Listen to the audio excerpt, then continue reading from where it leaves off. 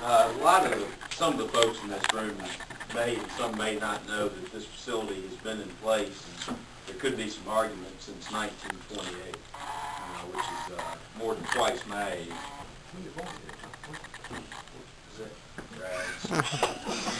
Shortly after this plant opened, it began supplying cylinders to standard welder supply and continued that supply when my grandfather purchased the company in the 40s.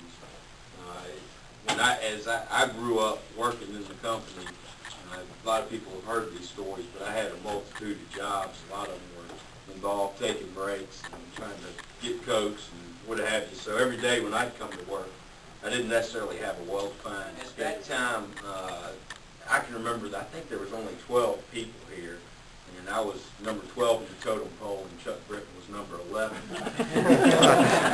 But we actually came in, the standard welders came. I can see one of them back there in the back, Mike Moses, and I know we've still got another one with us, and Mike Lefevre. The 8th employee to be hired after that purchase was Chuck Britton. And as a lot of you probably realize now, Chuck's the plant manager. Since then, in those days, you look at cylinders and you calculate how many cylinders you were able to fill in a month. And I'm sure he can remember better than me when 10,000 cylinders a month was a big month and 20,000 cylinders was a big month. March of '07 this year, we produced over 80,000 cylinders out of this facility. And he's the one that really identified early on.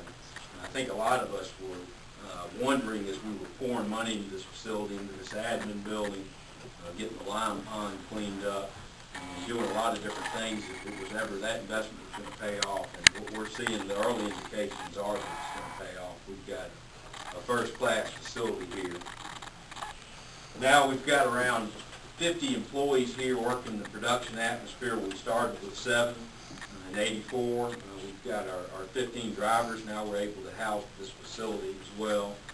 And so the facility has changed by leaps and bounds. And I can tell you a couple of times, and Chuck can testify to this, he's encouraged me to have more involvement in the plant, which I have, but it's one of these situations, it's almost like going home and trying to teach your wife how to cook her food. You know, you only can give so much help. He's always got his hands in whatever's going on in here. He's got a very specific way he wants to have it done. So for this dedication, we've got on here the nexAir's renovation expansion dedicated May 9, 2007 in honor of Robert McEniry.